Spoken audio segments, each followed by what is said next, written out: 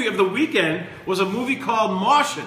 And to give its review, and believe me folks, if Rocco Pasafumi does not like a movie, he will tell you why he doesn't like it. But if he does like it, he'll tell you why he does again. So, reviewing Martian, our movie critic, the one and only, Rocco Pasafumi.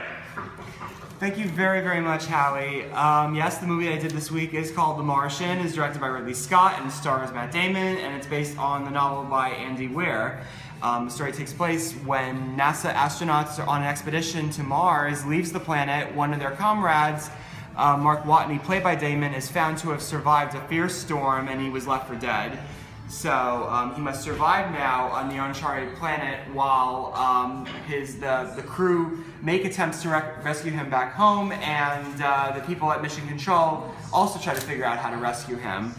If this sounds a little familiar to some people, it's a little familiar to me, at least, because it's been we've seen movies like this with Apollo 13 from Ron Howard, and there's a lot of similarities here, but there are the edge on this particular movie is the fact that this incorporates humor, and it does so a lot. And the humor works very, very well in this movie, so it kind of gives this type of story a different type of edge than you normally would have.